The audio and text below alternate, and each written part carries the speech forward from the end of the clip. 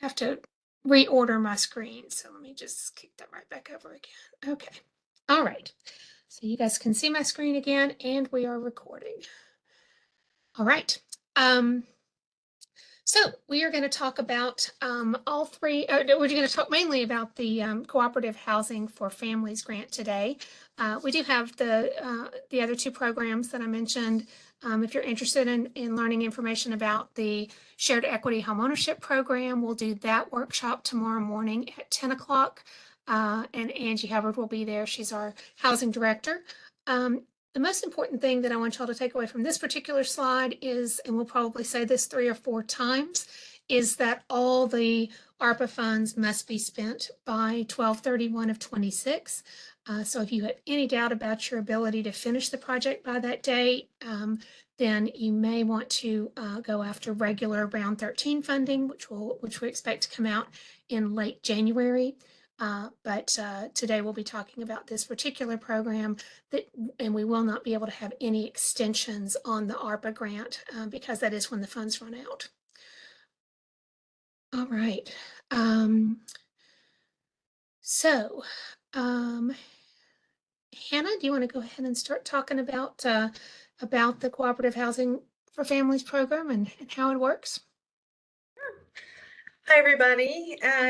So the genesis of this, the programming of these funds was that we met with a group about how to use a portion of our ARPA funds to attempt to do something new for Nashville.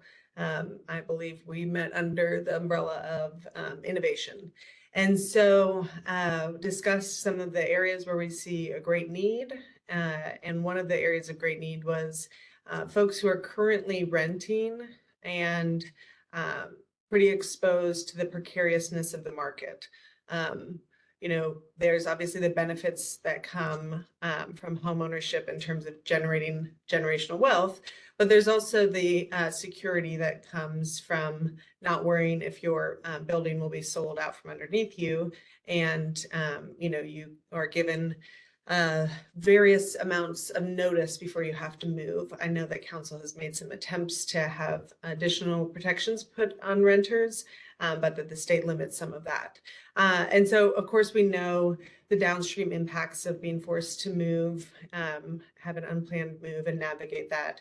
And the population that came to the forefront as being especially vulnerable to the impacts of that unplanned displacement are folks with school-age children at or below 50% AMI. It's hard to kind of, focus only on folks with school-age children. That's not really a protected class necessarily, but we do want to continue to highlight that because we know that housing security can then bring add-on benefits for families not having to change schools and not having to adjust kind of the social safety net that folks can piece together when they know that they will be kind of in charge of their housing future. And so as we looked at, how can we achieve that level of housing predictability and housing security for a group that's, already hard to house often in this market, we looked at creating a cooperative housing development. And so that is kind of where the group landed. And that's why you'll see reflected kind of a number of different pieces, the focus on families, the focus on 50% or below AMI, and the focus on cooperative housing. I then went out and did as much research as I possibly could on this topic. And what you'll see reflected in the scoring matrix and what I talk about here today, I just want to give some background to, because you might be thinking, do they not know what they want? And we are attempting to not be overly prescriptive because this is a different model. We know it could take a lot of different forms. And so we want to keep the goals clear: cooperative housing, prioritizing families at or below 50% AMI, but otherwise we are trying to leave it open so that we can solicit creative proposals that make the use of these funds and introduce this model into our market. So eligible projects would include new construction, of course, or conversion of existing housing into a cooperative development. That can be challenging because you typically need all of the existing tenants to sign on to that conversion if it is a currently occupied building. But it is not something that's impossible. And we wanted to leave that as an option. Of course, there's also the option of conversion of a space that may be currently unoccupied. And then the existing tenants or new residents become cooperative members. They gain that housing security that we focused on, have an affordable monthly payment, and then share ownership in the community. Additionally, as you do your own research, you'll see that folks around the country have come up with all different ways to kind of piece this together. Sometimes the upfront payment to buy into the cooperative is provided by a foundation that has a specific focus on this population. And then if you have folks that are going to be market rate members, they don't get the down payment assistance, as it were. You could kind of create any kind of model. The subsidy from Barnes can only go to households making at or below 50% AMI. Any questions on this slide? Okay, next one. So some exciting news is we were able to get some metro land to pair with this deal. And so it is a smaller parcel, but it is in a great location. So Hagen Street, it's like pretty much in the heart of Wedgwood, Houston. If you see Colby Sledge around, you can thank him for this. He led this and then rezoned it prior to the end of his term. And thankfully, the current council member is also in support. But you can also thank Scott Potter from Metro Water if you see him around. Metro Water surplus 2 properties, and this is the one that is appropriate for this bucket of funding. So it's Metro owned. It's only available to folks who are applying for this grant. So you could apply for this 7 million and you could apply for this property. We won't transfer it through a typical quick claim process. It's not a back tax lot, so it won't have title issues, but you do need to choose the method of long-term affordability. Typically with a cooperative, a limited equity cooperative, you would be utilizing a land trust anyway. But you could kind of select the method that makes the most sense for the financial model that you're building, a ground lease or a land trust. Though I believe for this one, it would be pretty legally challenging to use a ground lease. Again, we're going to leave that up to you because we are looking to solicit creative models. And then on the Barnes Housing Fund page, you can find the detailed property info, like the size and And I've actually got that at the end of this presentation, and I can flip to that if you want to talk it through real quick, or Sure. we can talk about it. Yeah, let me flip ahead real quick. So the one thing it's already been zoned for mixed use as well.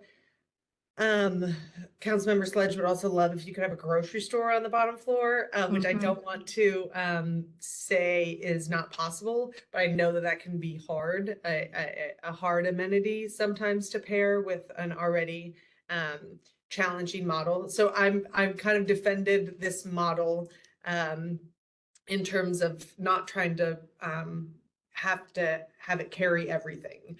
So, the thing we're trying to prove is that we can do cooperative housing and that some of the units can be for our families that are below 50%.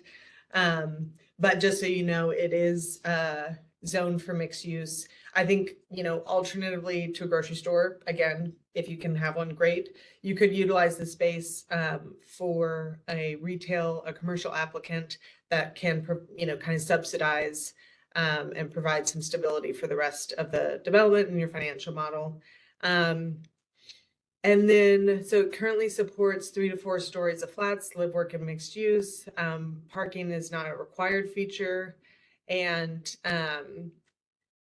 the one thing that you'll notice, it's part of the urban zoning overlay.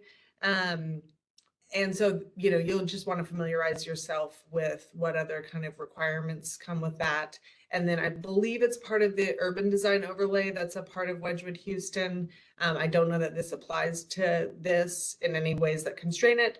But again, we would want to encourage you, if you choose to apply with this land, to research what would be required And if anybody doesn't know where it is, it's right across from where the Sound Stadium used to be, down there, right, Hagan Street, runs right along through there.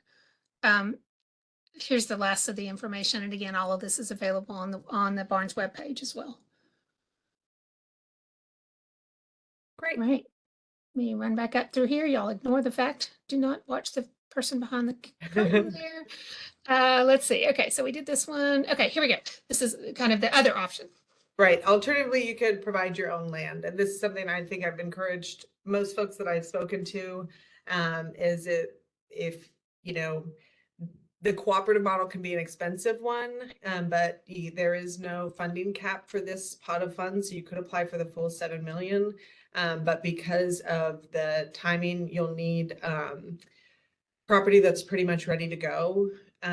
And so it is well suited for, you know, if someone is able to partner with a property owner who's been sitting on some land and it's entitled, and that kind of brings that equity to the project.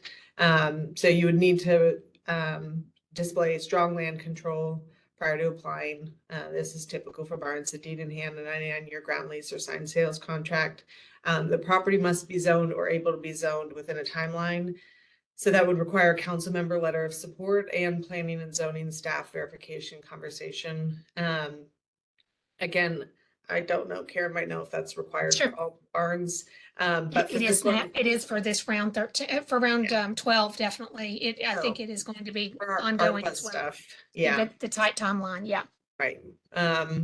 You know, I know it's worth having those fights out in the community to bring upzoning or affordable where you can. But with this one, we just kind of can't afford to take that on since we're looking at the 26th deadline. And then, so that will be an eligibility requirement. Without that, the application can't be considered if there's not land ready to go. So eligible developers must be a 501c3 nonprofit. If the nonprofit demonstrates control of the project, you can partner with the for-profit developer. Again, that could potentially in this type of deal be like the property owner or someone who's able to contribute land. The nonprofit developer teams that are experienced with cooperative housing.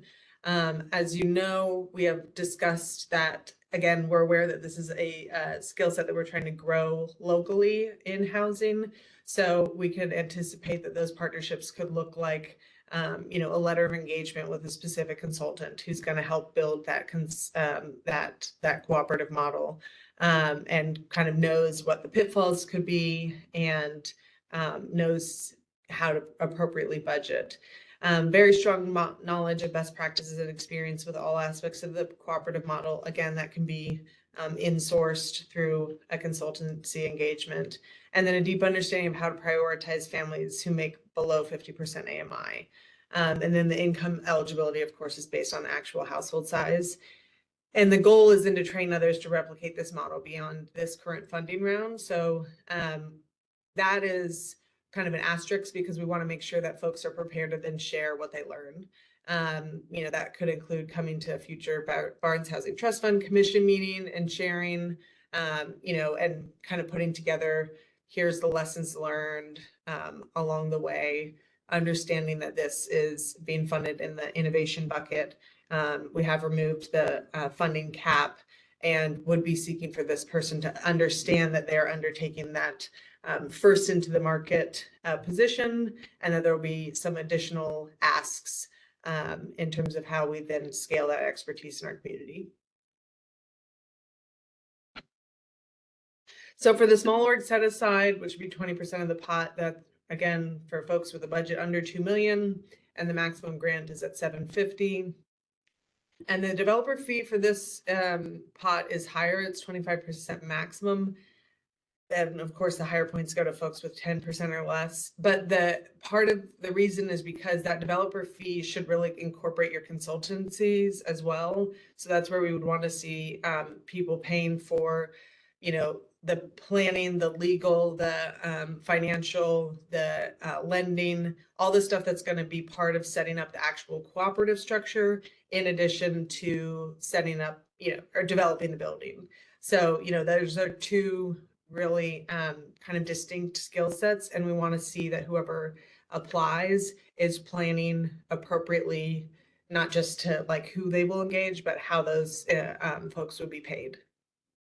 And let me add one thing on the small organization set aside. We recognize that, to do a project of this innovation and magnitude, it may not be a small organization who steps up with this. If the set aside is not used, then it'll go back into the regular pot for the rest of the funding. So it'll be we try to, all of our funding is mandated by council to have a set aside of that 20% for small organizations. But if we end up not having anybody apply, or that ends up not being feasible, then that amount will be available as well. And on that, I've been beating this drum for the last year since I started researching and working on this, but partner, partner, partner. And I told the commission, you should encourage everyone that you're talking to partner.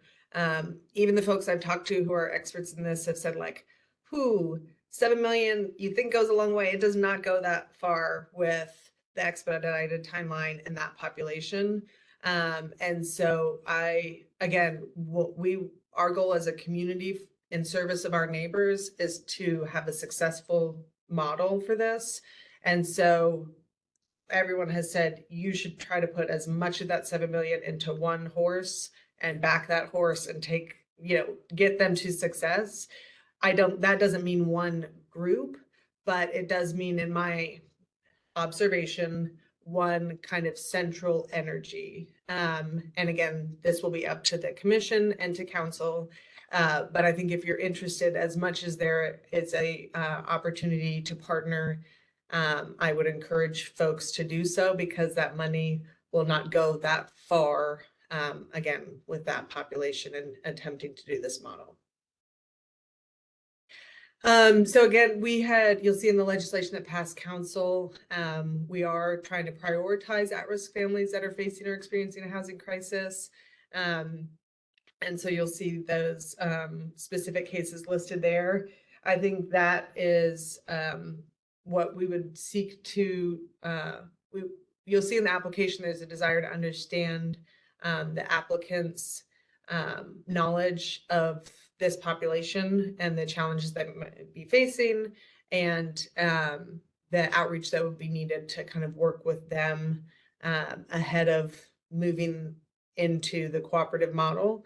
And so displaying either the narrative portion or through the resumes of who's engaged, an understanding of what additional supports would be needed for housing security for folks experiencing a housing crisis.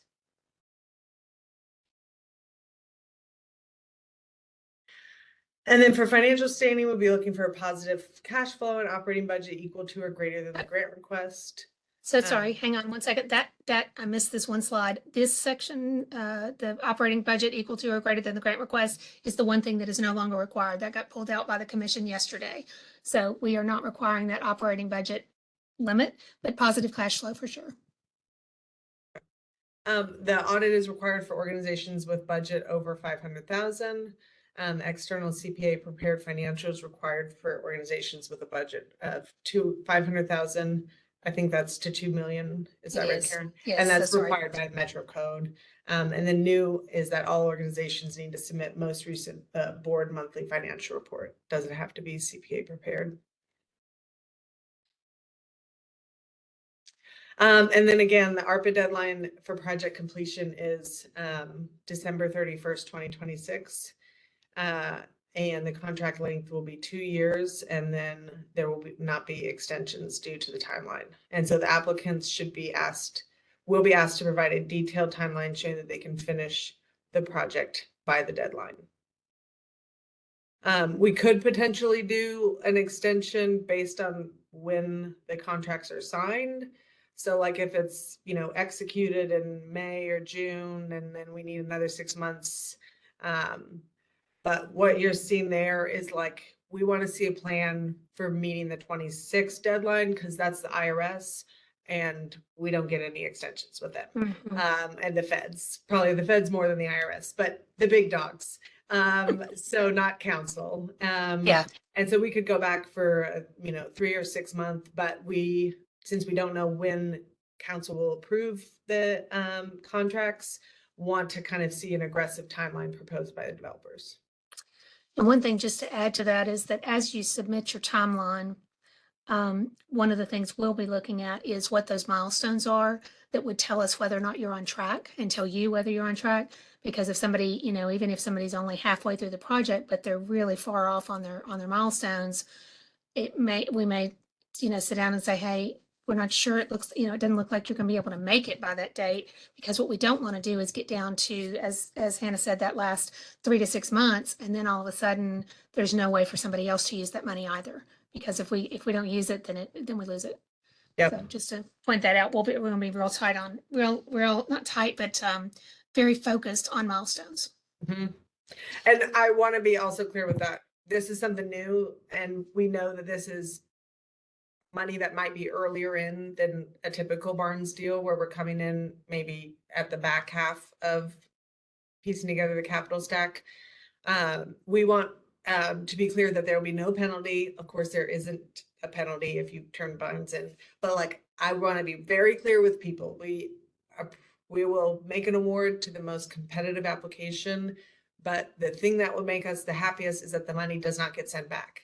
So if it's, it's been a year and, it's like, we've tried everything, we can't figure it out, then great, give us the money back. Right. We reprogram it for a regular Barnes round and push it out the door for land acquisition or something. So to echo Karen, we want the money back, and there's going to be no hard feelings. Right. Absolutely. Yeah, I think that's the one thing that Angie keeps saying to us, and Hannah keeps reminding me, is that the price you pay for doing something innovative is that you don't necessarily know exactly how it's going to go. We haven't given a lot of guidance on exactly how you have to put these projects together, because we want folks to be able to tell us what's going to work. So I think there's just going to be a lot of openness and a lot of flexibility in terms of making this work. But our biggest thing is don't let that money go to waste, and let that $7 million escape out of Nashville. Let me walk you through kind of the minimum standards and kind of how the application itself is set up in round 12. So some of this will be new to you, some of it will not.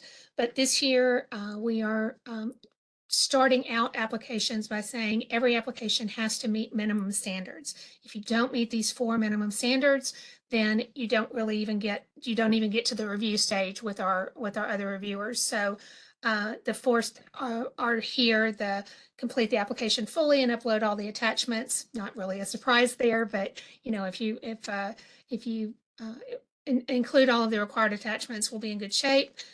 Financial standing, we are asking that everybody provide the audit or financials at the correct level for your financial situation. But again, we are asking this year that the lead nonprofit also provide us with board financials. And the reason for that is that your most recent audited statement doesn't tell me a lot about where you are right now, but your board financials will. So that's kind of what we're looking at, is to get a sense of how the nonprofit is doing at the moment. Organizational information, we want to make sure that none of the partners involved in this are facing claims with, outstanding safety or wage issue claims. And then as Hannah said, the 25% developer fee. There'll also be in the application, you'll see some questions about due diligence. We want to know that everybody that's involved in these projects understand zoning and permitting and codes, and that you tell us, if you've had a conversation with Metro about one aspect or another, just that you put that into the application. So again, there should be quite a bit of flexibility for you to tell us your story. The next piece is, talking about the required elements.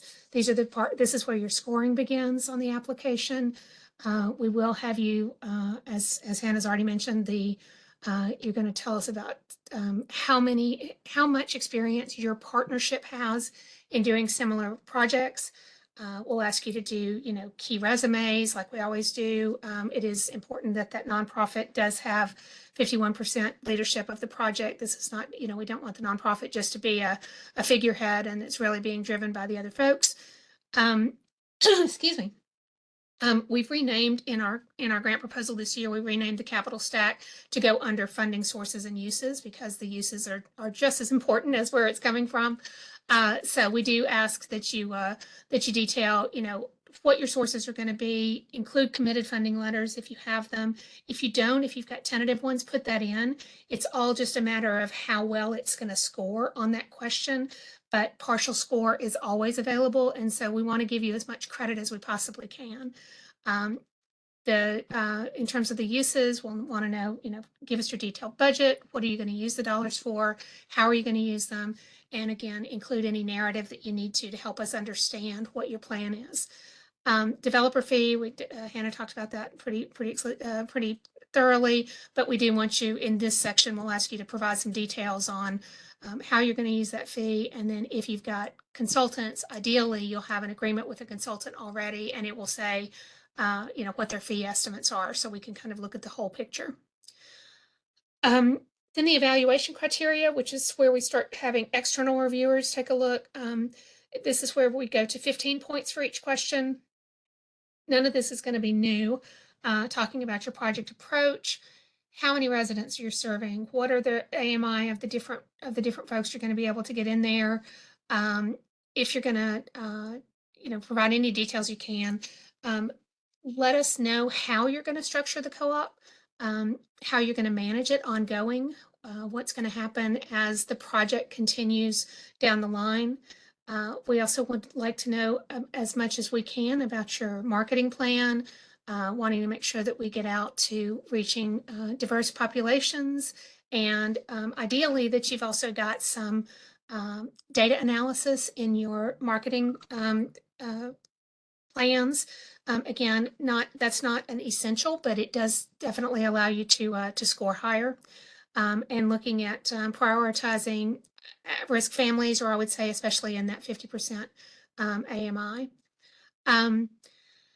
Participant engagement, this is something that we've talked about a lot as a staff, and that is just educating those new cooperative members about the differences between being in a cooperative and just renting. Help really getting them involved in the process so that you are showing how you're gonna, ideally we want these residents to be to a year from now, 2 years from now, to really have a lot of say over how their community is being run. And so the more that you can engage them and empower them, the better. Typically, again, universal design checklist will be on the will be part of the application, and the application itself will tell you how many different criteria of the universal design checklist need to be included. Hannah, do you want to talk at all about the family size here? Is that, I don't know if that's a you thing, or if that's a round 12 thing. Yeah, I think it's a me thing. Again, we know we're trying to do a lot here. So there was a push for 3 and 4 bedrooms. Just because you have school age children doesn't mean you have many of them.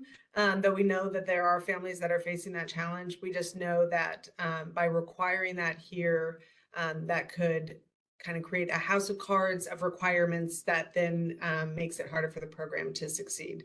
If you can serve families with children and the number of children that requires a 3 and 4 bedroom unit, excellent. We want those families to have housing security as well.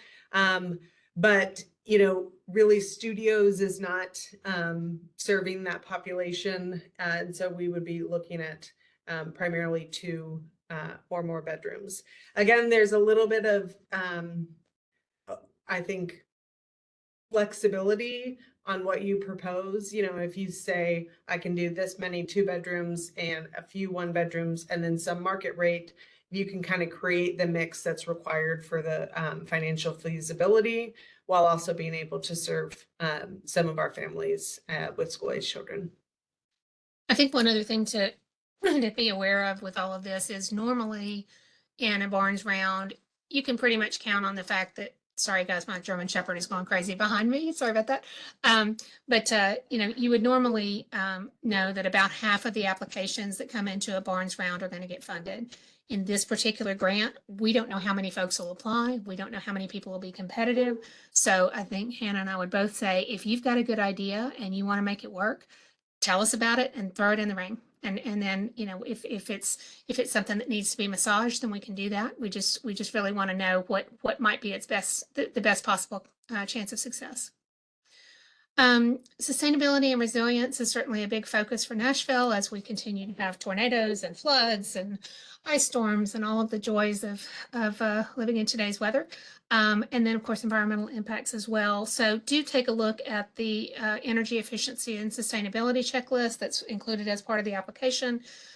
We're looking for folks that are going to be doing creative design, are going to be committing to those sustainability principles, and heat islands is another piece that Nashville really struggles with. So just, you know, if you've got some knowledge on that, throw it in there. And then location, public transit.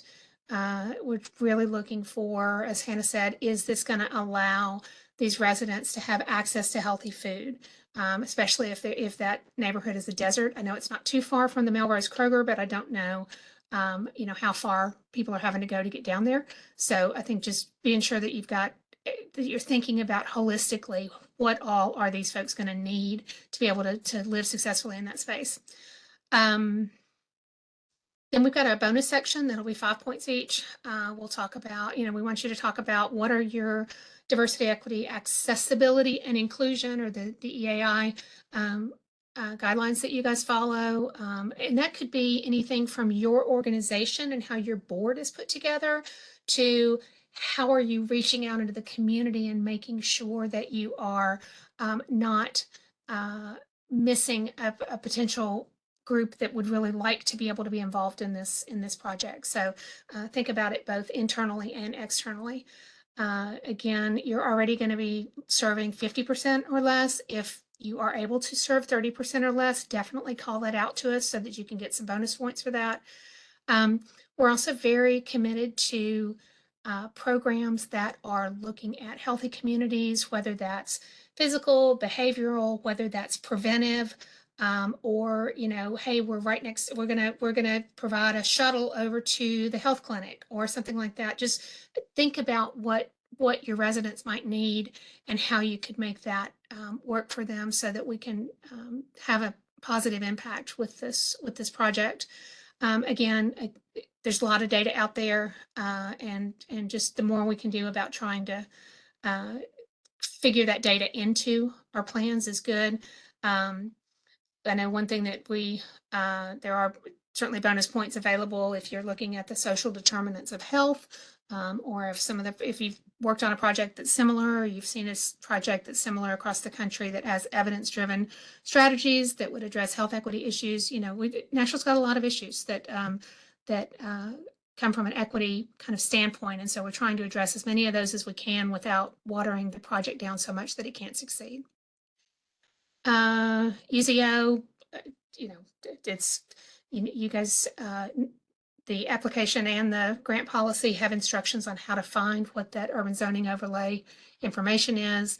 But our biggest priority there is just that we know that those are the areas that have a high need for housing.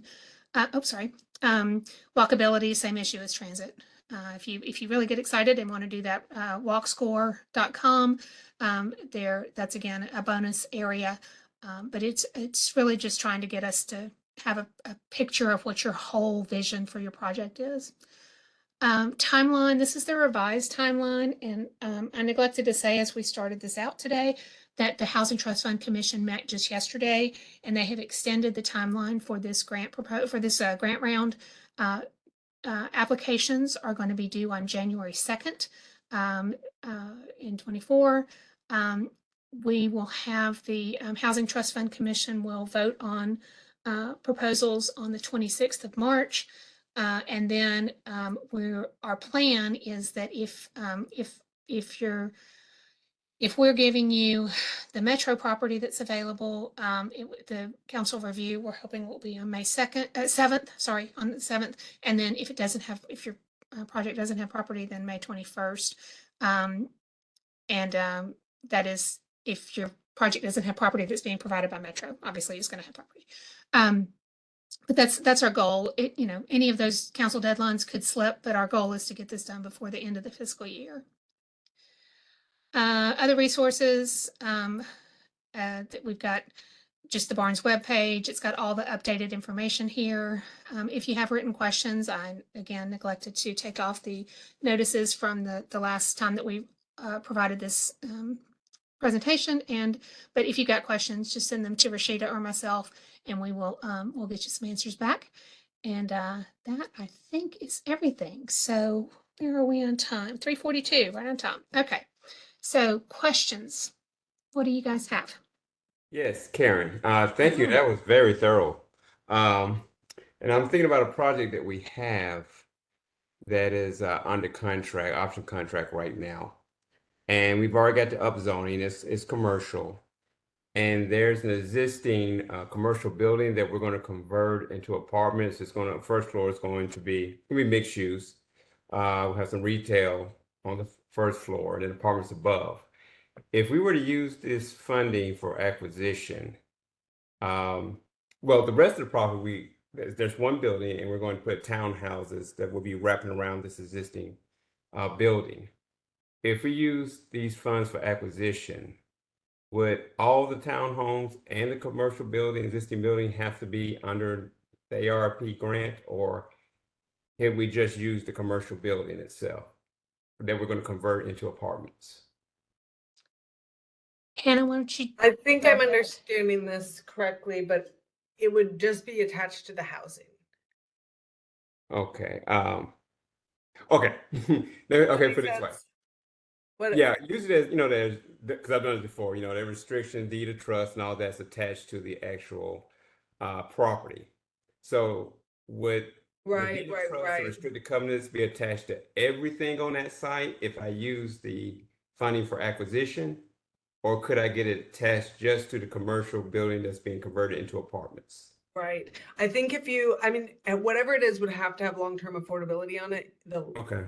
Everything will have that. Yes, everything will. Yeah. Oh, then, yeah, I think if you kind of submit the restrictive covenant or whatever the mechanism is that's ensuring long-term affordability, then it would qualify. Okay. Yeah, this is kind of new to me as well, and I was trying to see how I could use the commercial building that's going to be apartments along with the detached townhomes that will be wrapping it. So, because $7 million, like I said, it doesn't go very far. So, it's true. I know, but that's for really half of the conversion, acquisition. So, Yep. So I'm trying to spread the money around because there'll be other funding involved with the project. So yeah. And one thing. Oh, go ahead. On the timeline, let's say you're getting into project and it probably fast track, but it's commercial.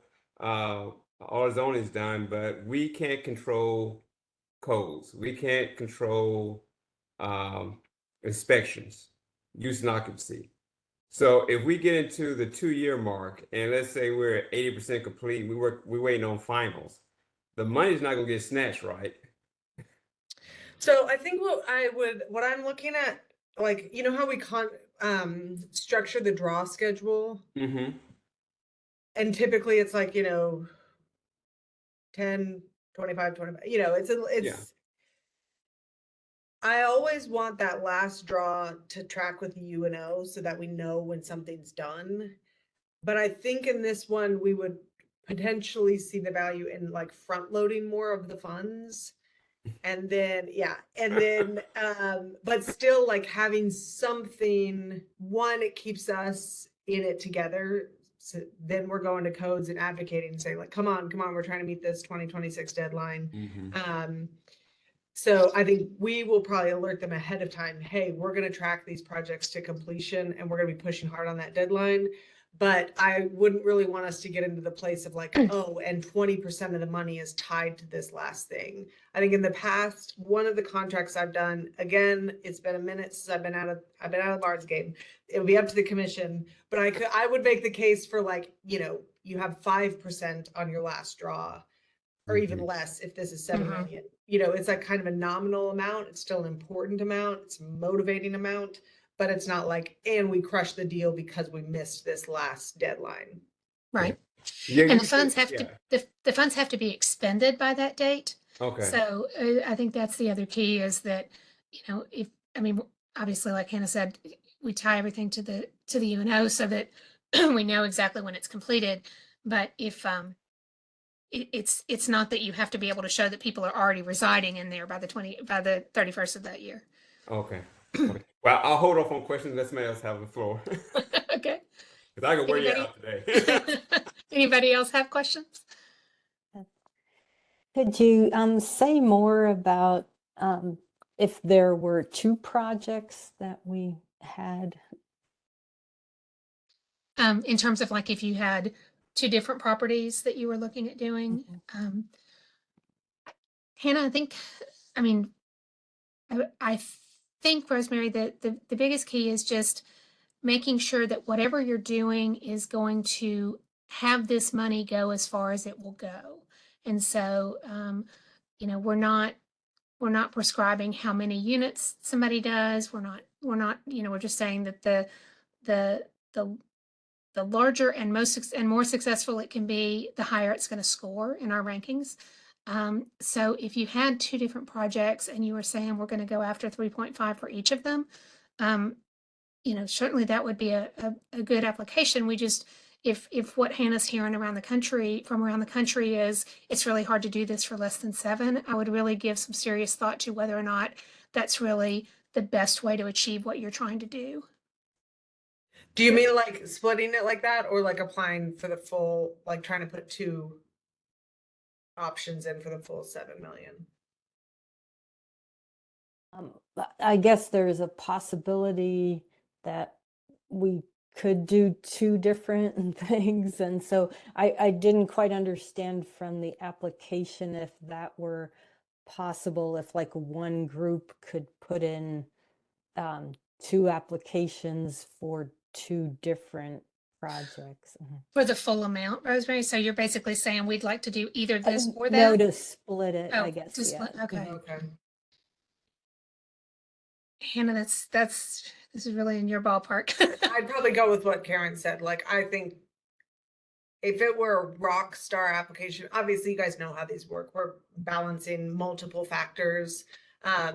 We're funding cooperative for families at 50% AMI that can get it done. So that's like the big headline. And so if that, you know, you have 2 properties, but you have a team that can definitely deliver and has experience delivering on this kind of product, lots of experience and lots of experience with cooperatives, then that's what we'll be looking for, because this is going to be a sprint. Unfortunately, you know, something we try to do in other places in Barnes is like give folks some, you know, kind of startup capital to learn some lessons along the way. Here we would be looking for like, I know what I'm doing. I know how to like kind of plan for this. We don't expect that it will be without its challenges, but like kind of just someone who has enough reps in there, or partnering with someone who has enough reps on the development side and the cooperative side, so that those things can be navigated. So all that to say, you can submit for like, you know, I could envision someone saying, we want the Hagen property and we're going to bring our own. And we have the capacity and funding to develop both with the full 7 million. And so you could submit 2 properties.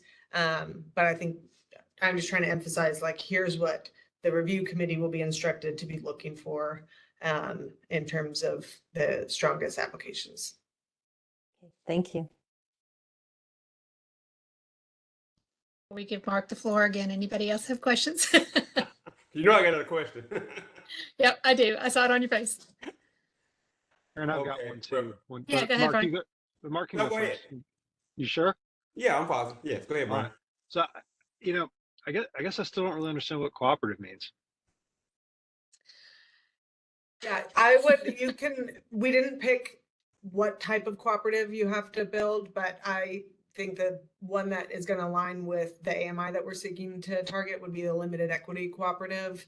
And for our purposes, it means the creation of the limited equity cooperative, and the residents will be owners of shares of that limited equity cooperative that will entitle them to housing security beyond just what a rent payment can provide them. So then they are part of members of that cooperative and decision makers of the cooperative. So is that is that a financial interest in something as well as a vote at some sort of table? That's what I'm not clear on. It's a legal entity that would be created similar to being like a shareholder in a company. So you need to create the legal entity, which is why we'd be looking for a partner who has experience with what are the elements of that legal entity that are going to ensure success for this population, especially if you'd be potentially incorporating market rate tenants. You'd want to display an ability or capacity for the ability to build out a legal and financial structure that ensures, as you could potentially foresee market rate tenants, kind of taking over a cooperative if, we're not structured in a way that prioritizes the housing security of the folks who would be beneficiaries of the subsidy. So with the city being the investor, that's the population that we're prioritizing in that legal structure. And then there is the financial structure as well, with how the rent payments operate, not really as rent payments, but it's complicated. And so that's what we are trying to convey here, is that you should be bringing on someone who is able to help build those legal and financial elements, in addition to having the expertise to build the actual development. Are you aware of anyone doing or building this model in conjunction with the low-income housing tax credit? It seems like that would be a very complex organizational structure, and any investor in the credits would probably have a lot of requirements. I mean, I just imagining it now, maybe it's done in places where cooperative housing has been around for a while, like New York, but in terms of what an investor would say about control or about ownership, I mean, obviously you could set up a special limited partner, but it wouldn't have any, there would have to be something on the back end where if the nonprofit has right of first refusal to buy the investor's interest after they exit, and then can convey that equity to the residents at that point in time. But I'm not sure how it would work in the first 15 years, if at all. Yeah, it would probably involve a right of first refusal. The tax credits actually allow for this activity, but I do not think it's been prioritized. I've not found a model that was doing ground up construction for a tax credit property and then converting it to a limited equity cooperative. Though I have seen releases from HUD that the Biden administration is seeking to prioritize this in conjunction with the limited with tax credits. So obviously that takes a while to then filter down through our housing finance agency and then actually reflect in the QAP. I don't know if when or if that would be coming, but it is, I think, for the reasons you mentioned, not a frequent activity paired with tax credits. I think this really goes back to the question of trying to partner with somebody who's done this, who really gets it, because Hannah can talk about what she's seen in other places, but we haven't been through it yet. And so I think the more, if you've got a partner that's done this and you can bring them to the table with you, that would be ideal. Because what we'd like to do is focus on the getting it done and then learning from it, rather than, some level of having to kind of guess our way through the beginning of it. And Brian, I'm not implying that y'all are just guessing. I know y'all got a lot of experience. I don't know how much this Nashville area has even, I don't think that we've done them here. And I know they're done in the Northeast quite a bit. Hannah, are there other areas of town other areas of the country, like is Chicago big into these? San Francisco is the other market where especially conversions are popular. And then other markets I've seen throughout the country are kind of at the same stage as us, as like they've funded a pilot project or they're advancing policies. that would prioritize limited equity cooperatives. I've also had the question of what happens if we don't get this money out? What happens if we can't, if this doesn't end up being something that folks can do? And that is that we would, that this money would go to another funding round. So this is not money that if we can't make it work, then we'll find another way to use it. But we're just hoping that we can have somebody come forward who's got the partnerships and the expertise, and we can make one work.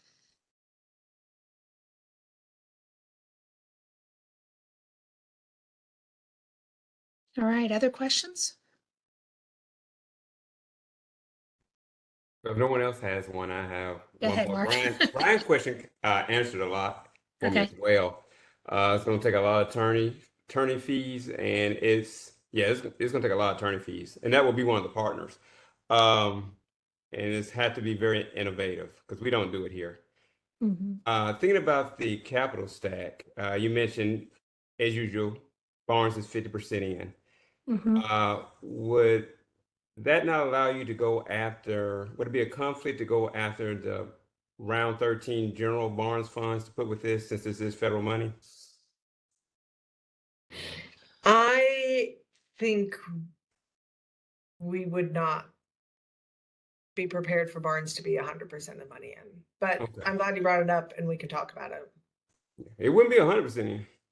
But bumping it I'm up, thinking about the yeah. limits. I mean, if you got 7 million Yeah. here and no one's got 3 million, if you're looking at a $20 million project, $25 million project, you wouldn't be 100% in for sure. That's a good point too. It probably depends on the scale. If it's like a $10 million project and they're coming in for 2 more million, that gives us something to think about ahead of round 13. Right. Yeah. Okay. I do know we've said that because of the timing of this, don't look at Catalyst as being part of your funding stack. That would not be useful. Yeah, I'm trying, since it's so innovative, well, we haven't done it before either. We would have to draw partners in. I'm just trying to figure out this capital stack and Sure, the cash yeah. flow. Yeah, It's a lot. It's a lot Yeah, to it figure is. out in a short period of time. it is. Getting the One of the project done things, is not a problem. Just having it cash flow is probably one of the issues. And if you had investors involved, yeah.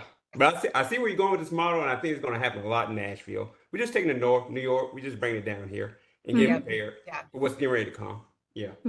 yeah, and I think especially with this population, there's an opportunity. Some other metros or markets have pursued like foundation investment for the like buy-in share. You know, you can flex that again, depending on how much other capital you have coming in and what that piece will be to determine kind of what the price is to buy in. But some folks will go to a foundation and say, hey, and I think this population is like a very compelling case to make with a foundation to say, we're seeking to stabilize housing for school-age children. Will you give us XYZ grant specifically to do, you know, you could expand the request, but even if you focus just on kind of the down payment assistance, that could be a significant piece of capital. And that's where I think like a Barnes award can be helpful to then leverage it. You know, it can be a kind of stamp of approval that then other folks around town see that your project's already been vetted. Yeah. Okay. Cool. Much better understanding now. Good. Yeah, and I'm glad you brought up round 13. We'll circle up and talk about that. I know the commission has like kind of struggled on that in the past, but we could also leave it open. Depending on the applications we receive this round could then inform what we recommend the next round. Yeah, and timing of that round, we're expecting that round 13 will open at the end of January, and we're expecting that it would be pretty much on the same time schedule as this one, except maybe a month behind or month or two behind. So it's not like you'd be waiting for 6 months, you know, and you'd lose part of your funding or something like that. I mean, I'm not saying that we should do it. I'm just saying that it's the two pools of money are going pretty much at the same time. Okay. Pretty close. That's good. All right. Any other questions from folks? All right. Well, if y'all have questions, definitely on this one, send them to Hannah and copy Rashida and me. But Hannah's really the content expert on this one to the degree that we have somebody that is a content expert. But she's done a ton of research. And so I think just continuing to have those conversations, and we hope that one of y'all is able to get something out there that we can look at and really start digging into. All right, guys, thank you much for your Thanks, time. everybody. Hannah, thanks for your expertise, and we will Guys. talk to everybody soon. All right. All right. Have a good Have a one. great holiday. Bye. Okay. Happy Thank holidays. you. Holidays. Bye. Bye. Thank you.